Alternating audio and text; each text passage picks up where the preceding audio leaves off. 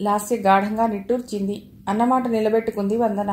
పాపం, నా ప్రాణాలకి తన ప్రాణం బలి చేసింది. గోపాలరావుకి ఓ సినిమా చూస్తున్న అనుభూతి కలిగింది. లాస్య పట్ల జాలితో ఆయన గుండె నిండిపోయింది. ఎంత పని చేశావమ్మా! నీకేం తక్కువైందని ఆ బురదలోకి వెళ్ళావు? బంగారం లాంటి భవిష్యత్తు పాడు చేసుకున్నావు. ఇప్పుడెలా?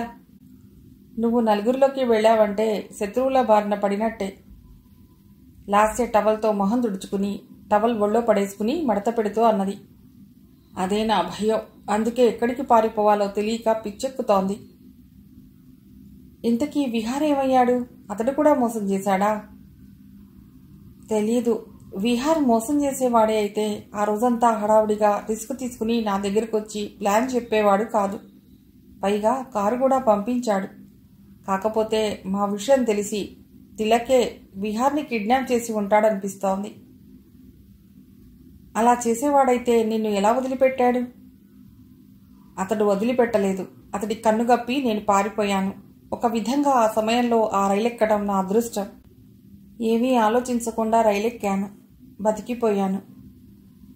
ఇప్పుడు చనిపోయింది వందననే అంటావా? అనుమానం ఎందుకు? ఎవరో గాని ప్లాన్ వేసుకుని వచ్చి ఉంటారు.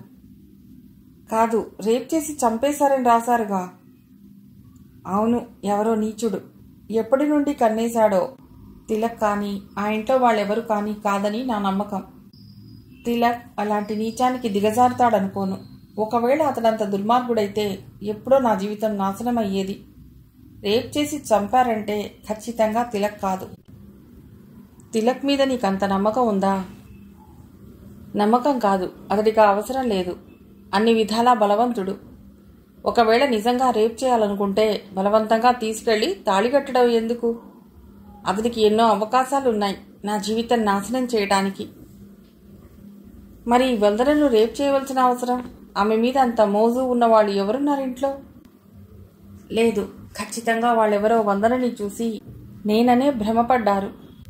అయితే నా మీద అంత మోజు ఉన్న వాళ్ళెవరా ఇంట్లో అన్నది నాకు తట్టడం లేదు. సాలోచనగా అంది లాస్య. వందనను చూసి అలా ఖచ్చితంగా నువ్వు అని భ్రమపడే అవకాశం ఉందా? ఉంది.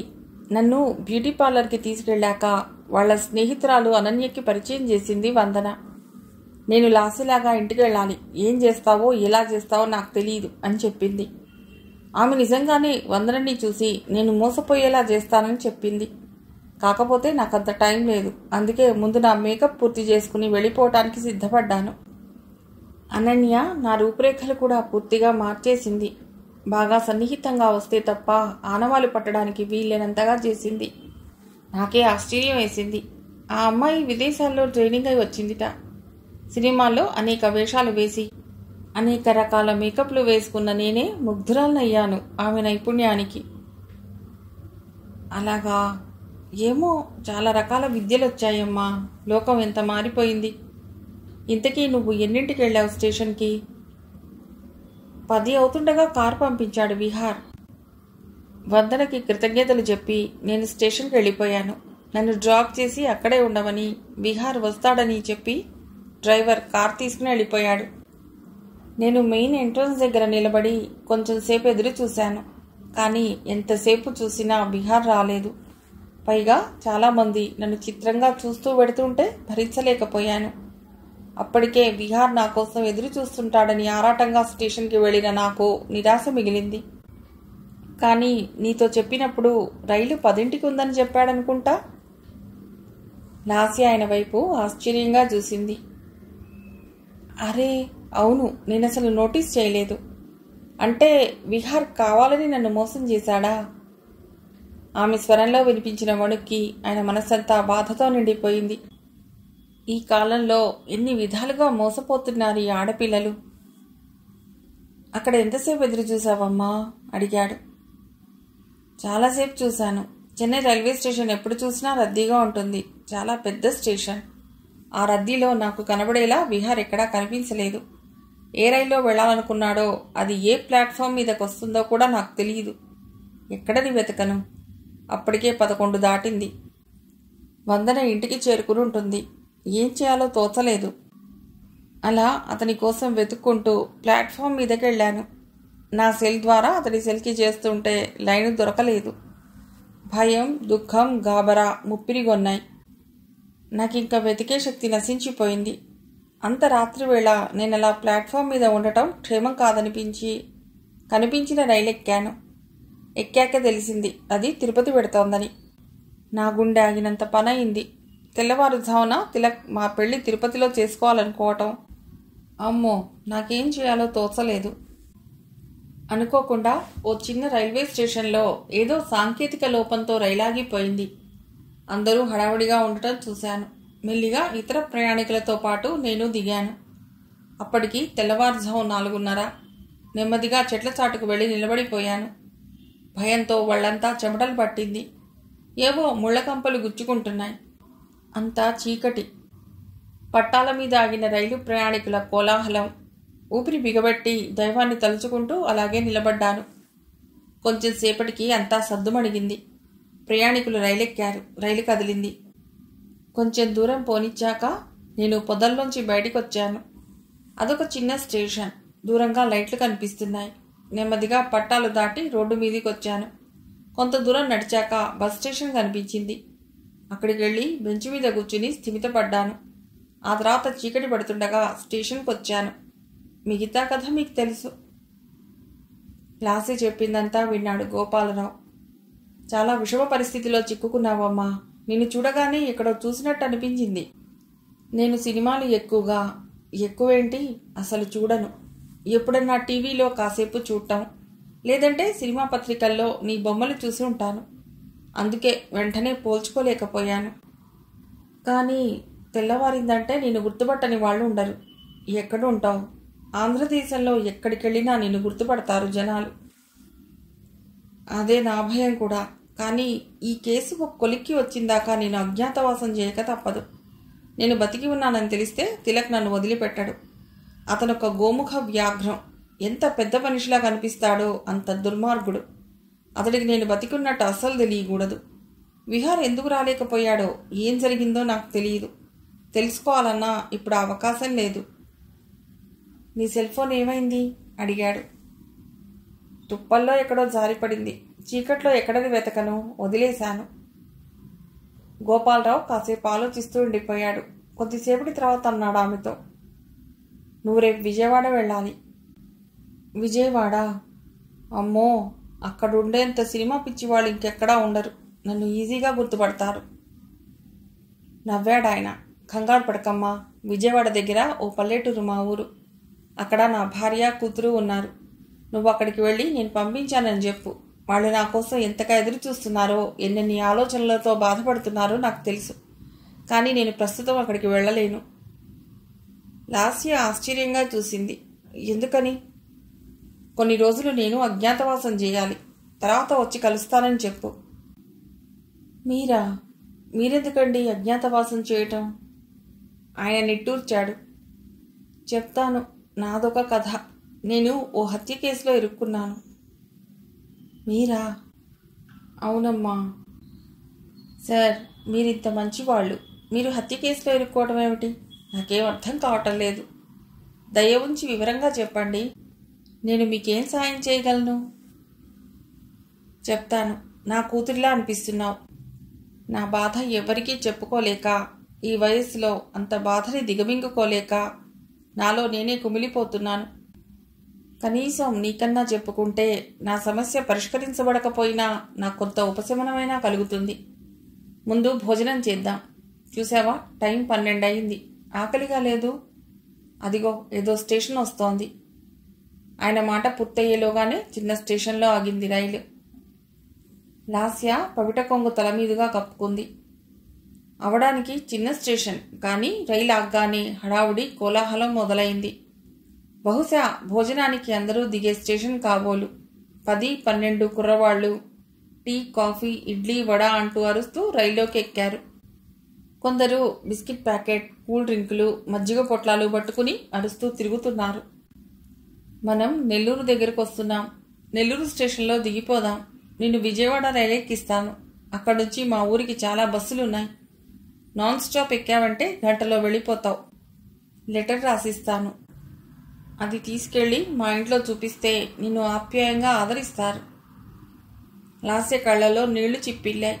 థ్యాంక్ యూ సార్ అంది. జాగ్రత్తగా కూర్చో, నేను ఇప్పుడే వెళ్ళి భోజనం ప్యాక్ చేయించుకొస్తాను. ఇక్కడే తిందువు గాని, రైలు దిగితే ఎవరన్నా గుర్తుపట్టొచ్చు. ఆయన సీట్లోంచి లేచాడు. జేబులో డబ్బులు చూసుకుని బయలుదేరుతుంటే అన్నది, సార్ ఇదిగో డబ్బులు తీసుకోండి. పర్స్ తీసి 100 రూపాయల నోటు అందించింది. చిరునవ్వు నవ్వాడు. బొత్తిగా ఆడపిల్లకి అన్నం పెట్టలేని అసమర్థుల్లా కనిపిస్తున్నానా తల్లి? క్షమించండి, నా కోసం మీరు ఇబ్బంది పడటం ఇష్టం లేదు. ఇబ్బంది కాదమ్మా, రైల్లో ప్రయాణం చేసేటప్పుడు చిల్లర ఎంత ఎక్కువ ఉంటే అంత మంచిది. ఏదన్నా కొనుక్కుంటే 100 రూపాయల చిల్లర ఇవ్వటానికి వెండర్స్ తాత్సారం చేస్తారు. లేదు అంటూ చిల్లర కోసం ఎటో పరిగెడతారు. నేను వాడి వెంట పోలేను గదా. ఈలోగా రైలు కదులుతుంది, చిల్లర ఉండదు, 100 రూపాయలు ఉండవు. అందుకని నా దగ్గర ఉన్న చిల్లర సరిపోతుందా లేదా అని చూసుకున్నాను. వస్తాను అంటూ కిందకి ప్లాట్ఫామ్ మీదకి వెళ్ళిపోయాడు. ఆయన వెడుతున్న వైపు చూస్తూ, భగవంతుడా, కారు చీకట్లో కాంతి కిరణంగా ఈయన్ని చూపించావు, నీ మేలు ఎప్పటికీ మర్చిపోను అనుకుంది. అటుగా వచ్చిన కూల్ డ్రింక్స్ కుర్రవాడి దగ్గర కోకోకోలా టిన్స్ 2 కొన్నది. ఓ బిస్కెట్ ప్యాకెట్ కొన్నది. ప్లాట్ఫామ్ గమనిస్తూ కూర్చుంది. అదంతా చూస్తుంటే లాస్యకి అనిపించింది, ఇండియా డెవలప్ అవుతోంది అంటున్నారు. ఏది డెవలప్మెంట్? డెవలప్మెంట్ అంటే సాంకేతిక అభివృద్ధి చెందటమనా? మరి మనుషుల జీవనగతిలో డెవలప్మెంట్ వద్దా? యంత్రాలు డెవలప్ అయితే చాలా. వీళ్ళంతా పేదలు. ఈ పేదలు పేదలుగానే ఉండాలా? వీళ్ళ జీవితాల్లో వెలుగు అనేది రాకూడదా? భారతదేశం సాధించిన ప్రగతి తాలూకు వసతులన్నీ అధికారులు, మంత్రులు, ధనవంతులు అనుభవించాలి. మరి వీళ్ళంతా భారతీయులు కదా, వీళ్ళకెవ్వరికీ ప్రగతి వాసనలు చేరకూడదా? ప్రభుత్వం వరల్డ్ బ్యాంక్ నుండి తీసుకుంటున్న కోట్ల రూపాయల ధనం ఏమవుతోంది?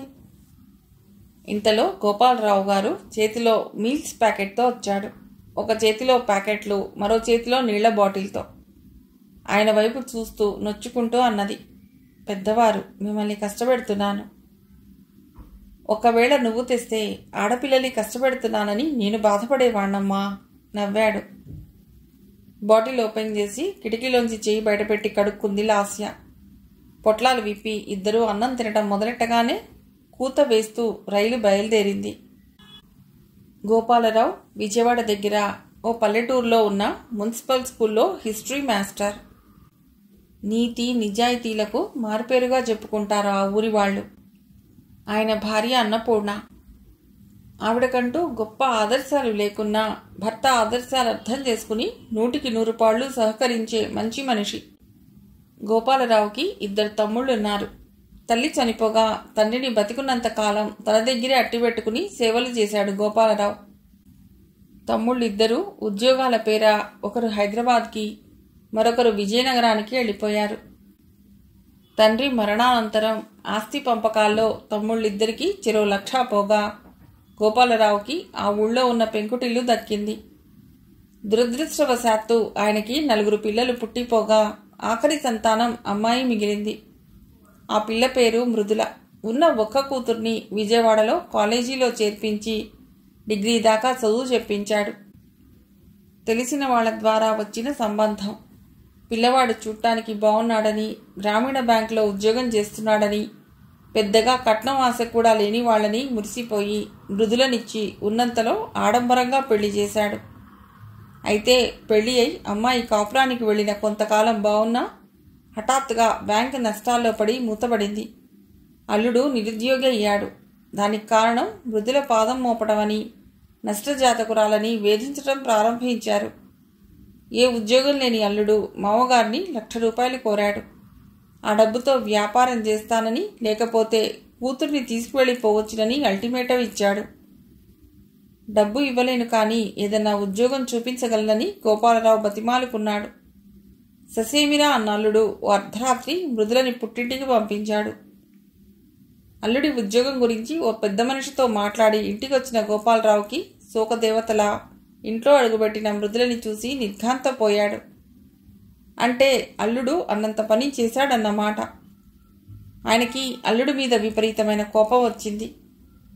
నా కూతురు నాకు బరువు కాదు, అసలు డబ్బు ఇవ్వను, పిల్లను పంపించను. ఏం చేస్తాడో చేసుకోమను అన్నాడాయన ఆగ్రహావేశాలతో మండిపడుతూ.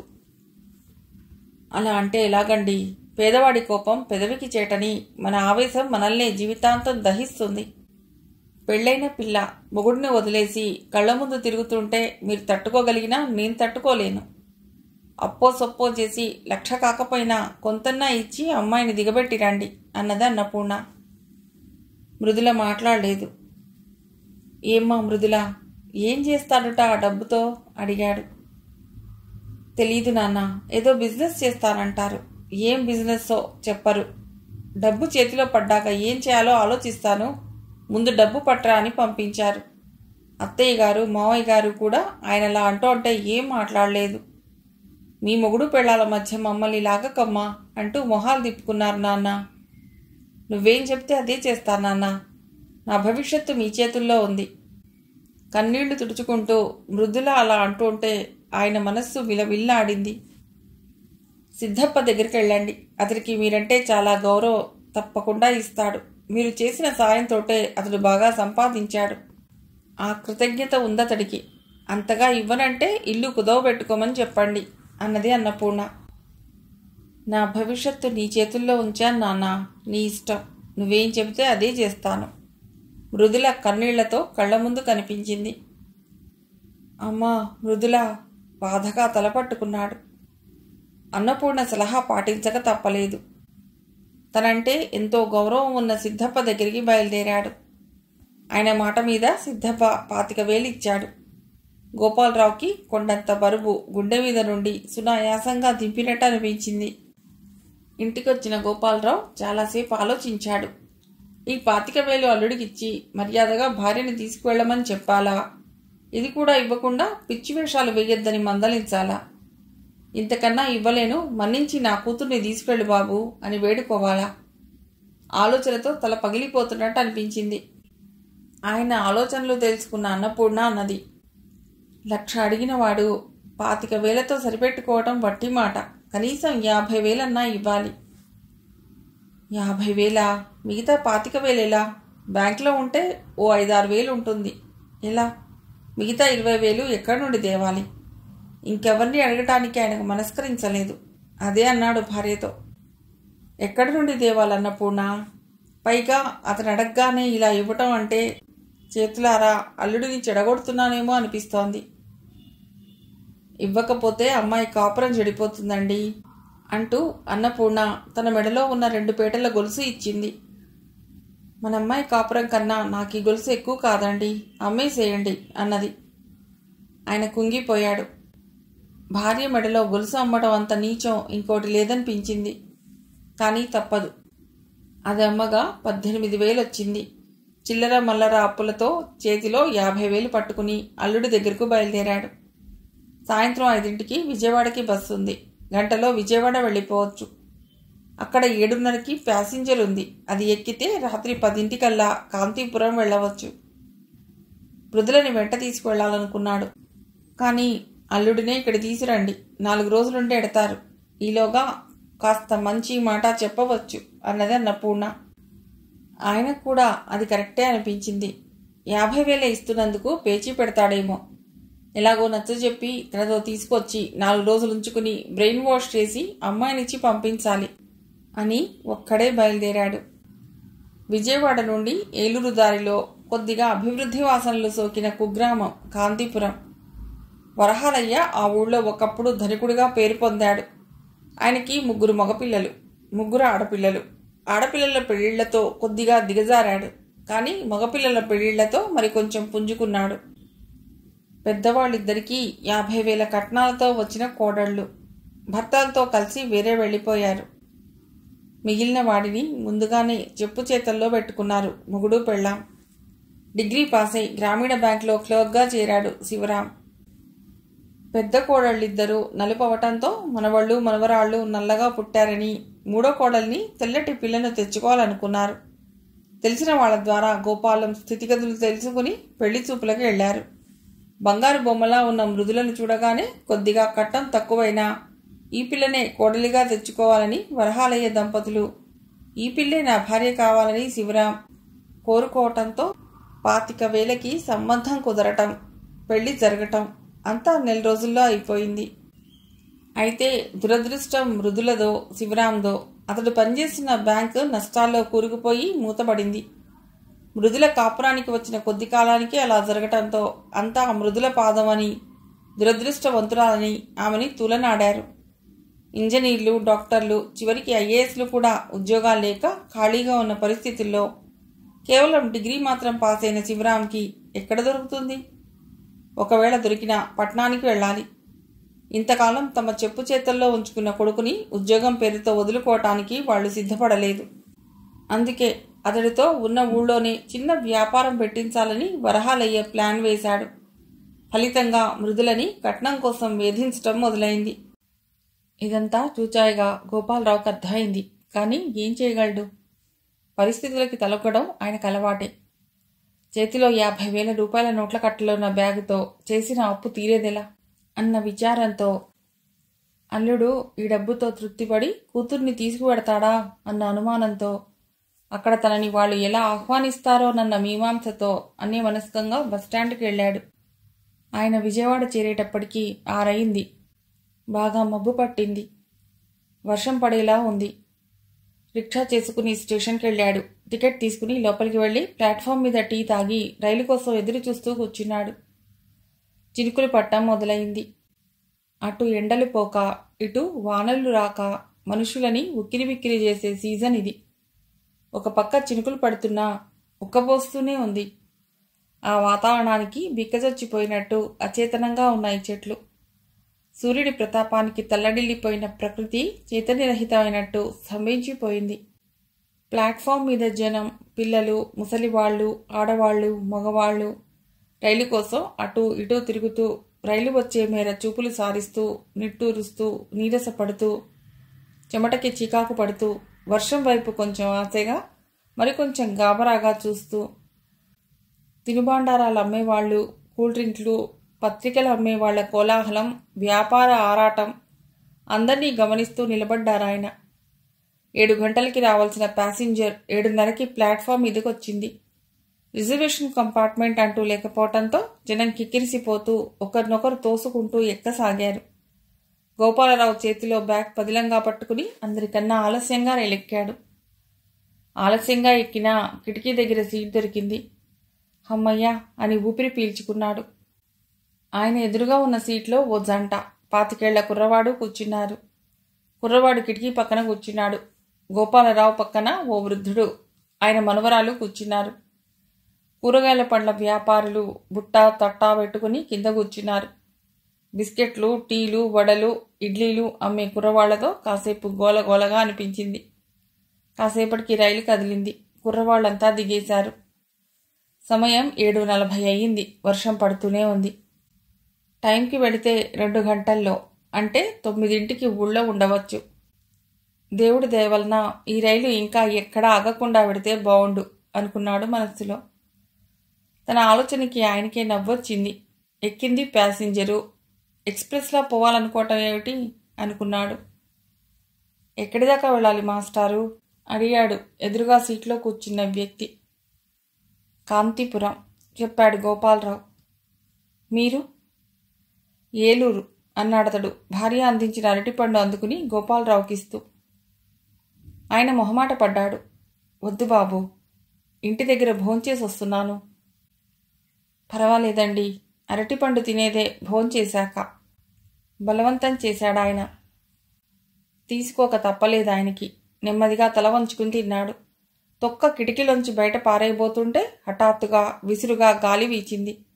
తొక్క విసురుగా వెనక్కొచ్చి ఆయన మొహానికి కొట్టుకుని కిందపడింది. అది తీసి జాగ్రత్తగా బయటపడేశాడు. గాలి విపరీతంగా వీస్తోంది. చెట్లు ఉన్నట్టుండి పూనకం వచ్చినట్టు బూగసాగాయి. వర్షం పెద్దదయింది. మధ్యాహ్నం దాకా ఉక్కతో చంపేసింది ప్రకృతి. ఇంతలోకే ఎంత గాలి అన్నాడు గోపాలరావు స్వగతంగా. వర్షాకాలం కదండి, పైగా ఈ నెలలో ఇంతే. ఎప్పుడు పడుతుందో తెలియదు. ఉక్క పోసి పోసి సడన్గా వర్షం పడుతుంది అన్నాడు ఆ వ్యక్తి. అతడి చనువుకి కలుపుగోలుతనానికి ముచ్చటేసింది గోపాలరావుకి. నీ పేరేమిటి అడిగాడు. నా పేరు రామ్మూర్తి. ఈమె నా భార్య లక్ష్మి, పరిచయం చేశారు ఆ వ్యక్తి. నమస్కారం బాబుగారు, వినయంగా నమస్కరించింది. నుదుట ఎర్రని కుంకుమతో, కళ్ళ నిండా కాటుకతో నిజంగానే మహాలక్ష్మిలా కనిపించింది. ఎంతమంది బాబు పిల్లలు? అడిగాడు. ఇద్దరండి, అమ్మాయి అబ్బాయి. పెళ్ళిళ్ళయ్యాయి. ఇద్దరు అమెరికాలో ఉన్నారు. నేను స్టేట్ బ్యాంక్లో పనిచేస్తూ వాలంటరీ రిటైర్మెంట్ తీసుకున్నాను. ఏలూరు మా స్వగ్రామం. మా నాన్నగారు నానమ్మగారు ఉన్నారు. వాళ్ళని చూడటానికి వెడుతున్నాం. అడగకుండా వివరాలు చెప్తూ ఆప్యాయంగా ఆత్మీయంగా మాట్లాడుతున్నాడు రామూర్తి. తాతగారు, మీ టవల్ కింద పడింది. కిటికీ దగ్గర కూర్చున్న కుర్రవాడు కిందికి వంగి గోపాలరావు భుజం మీద నుండి జారిపడిన టవల్ తీసిచ్చాడు. రైలు వేగం తగ్గి ఓ చిన్న స్టేషన్లో ఆగింది. మరికొందరు ప్రయాణికులు ఎక్కారు. వాళ్ళంతా వర్షానికి తడవటం వలన వాళ్ళ బట్టల నుండి కారుతున్న నీళ్లతో కంపార్ట్మెంట్ అంతా చిత్తడిగా అయ్యింది. అబ్బా, ఈ రైల్లో ఇదో గోల. రిజర్వేషన్ దొరక్క ఇది ఎక్కాను, విసుక్కున్నాడు కుర్రవాడు. మేము అంతే. పైగా మా ఆవిడకి ఇలా ప్రయాణం చేయాలని సరదా అట. 4 గంటలేగా, భరిద్దాం అన్నది అన్నాడు రామూర్తి. అందరూ లక్ష్మి వైపు చూశారు. లక్ష్మి నవ్వింది. ఇలా ప్రయాణం చేస్తే ఈ ప్రపంచంలో ఉన్న అనేక రకాల మనుష్యులు, వాళ్ళ అలవాట్లు తెలుస్తాయి. రైలు ప్రయాణంలో జీవితానికి కావలసిన అనేక అనుభవాలు పొందవచ్చు అన్నారు రచయిత. అందుకే నాకు రైలు ప్రయాణం అంటే ఇష్టం అన్నది. మీరన్నది కరెక్టా ఆంటీ? రైలు ప్రయాణంలో మనకు అనేక మంది తారసపడుతుంటారు. మనతో కొంత దూరం ప్రయాణిస్తారు. ఎవరి గమ్యం రాగానే వాళ్ళు దిగిపోతుంటారు. జీవితంలో కూడా అనేక మంది తారసపడుతుంటారు. మనతో కొంతకాలం ఉంటారు. అనుభూతులు పంచుకుంటారు. సుఖం, సంతోషం, దుఃఖం అన్నీ మనతో కలిసి అనుభవిస్తారు. ఎవరి భవిష్యత్తు వాళ్ళు వెతుక్కుని వెళ్ళిపోతుంటారు. అందుకే జీవితానికి రైలు ప్రయాణానికి పోల్చాడు కవి. నీ పేరేంటి బాబు? అతడి వాక్చాతుర్యానికి ముగ్ధుడై అడిగాడు గోపాలరావు. రాజండి, మాది ఏలూరే. విజయవాడలో ఓ ఇంటర్వ్యూకి అటెండ్ అయ్యి వెడుతున్నాను. అలాగా, ఏం చదువుతున్నావు? రామ్మూర్తి అడిగాడు. MSc. గుడ్. ఏం ఉద్యోగం? లెక్చరర్. సెలెక్ట్ అయ్యావా? అయ్యానండి. మళ్ళీ 10 రోజుల్లో వచ్చి జాయిన్ అవుతానని చెప్పాను. చాలా సంతోషం. మీలాంటి యువకులే కావాలి. ఇహ మా పని అయిపోయింది. ఇంటి దగ్గర పిల్లలకు చిన్న చిన్న చరిత్ర కథలు చెబుతూ విశ్రాంతి తీసుకోవాలి. మీ కాలం వాళ్లకున్న విజ్ఞానం ఈ కాలం వాళ్ళకి ఎంత చదువుకుంటే మాత్రం వస్తుందా బాబుగారు అన్నది లక్ష్మి. బాగా చెప్పావమ్మా. ఇదిగో ఈ పిల్లను ఇంజనీర్ చేశాడు వాళ్ళ నాన్న. అయినా లోకజ్ఞానం శూన్యం. ఓ వెధవని ప్రేమించి పెళ్లి చేసుకుని మోసపోయింది. ఆవేదన ధ్వనిస్తున్న స్వరంతో అన్నాడు గోపాలరావు పక్కన కూర్చున్న వృద్ధుడు. అయ్యో పాపం, చిన్నపిల్ల. ఏమా, ఎలా మోసపోయావు? బాధగా అడిగింది లక్ష్మి. ఆ అమ్మాయి కళ్ళల్లో గిర్రున నీళ్లు తిరిగాయి. మొహం తిప్పేసుకుంది. ఏం చేస్తాం, కర్మ. బుద్ధి కర్మానుసారణే అని దాని కర్మలో మోసపోవాలని రాసిపెట్టుంది. అందుకనే అందరూ వద్దని చెప్పినా వినకుండా వాణ్ణే చేసుకుంటానని మొండి పట్టుబట్టి గుళ్ళో పెళ్లి చేసుకుంది.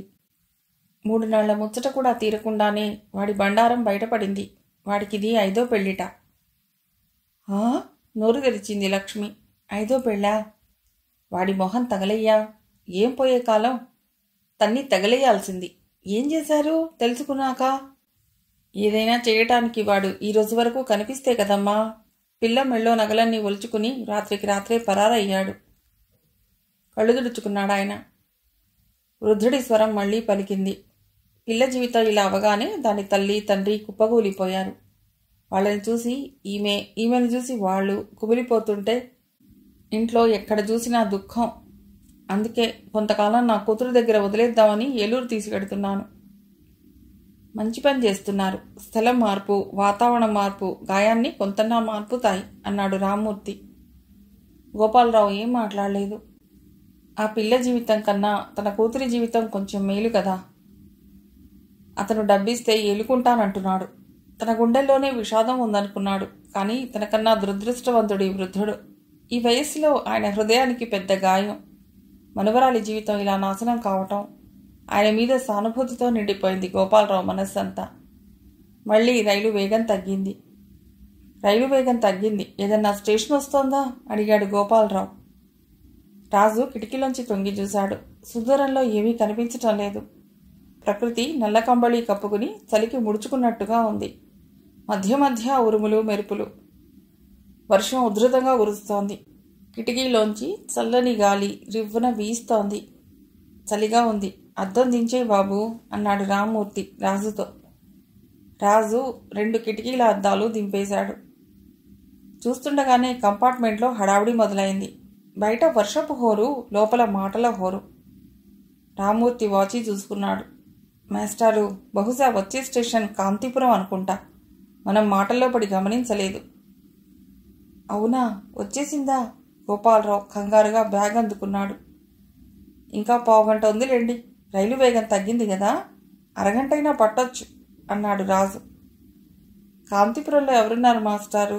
ఈ వేళప్పుడు పెడుతున్నారు అడిగింది లక్ష్మి. ఆయన నిట్టూర్చారు.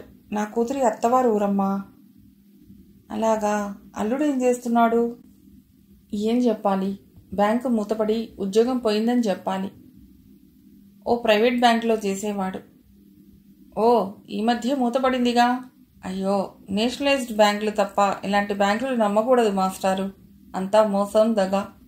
ప్రజల డబ్బుతో కోటీశ్వరులు కావటానికి కొందరు ఘరానాగా చేస్తున్న దొంగతనాలు. ఆ దొంగతనాలకి స్థావరాలుగా బ్యాంకులు. ఎంత పని జరిగింది. అమ్మాయి పాపం ఎంత బాధపడుతోందో. పోనీలండి, 4 రోజులు తీసుకువెళ్ళి కాస్త ఓదార్చండి సానుభూతిగా అన్నాడు రామ్మూర్తి. అమ్మాయి నా దగ్గరే ఉంది బాబు. అల్లుడు గారు కట్నం డబ్బు తెమ్మని పంపించారు. అది తెస్తే ఏదో వ్యాపారం చేసుకుంటారట. అయ్యో, అలాగా, తీసుకెడుతున్నారా? ఆయన సమాధానం చెప్పేలోగా పెద్దగా శబ్దం అయింది. రైలు శబ్దాన్ని, వర్షపు హోరుని డామినేట్ చేస్తూ వినిపించిన ఆ శబ్దానికి అందరూ ఉలిక్కిపడ్డారు. మిగిలిన కథ తర్వాతి భాగంలో.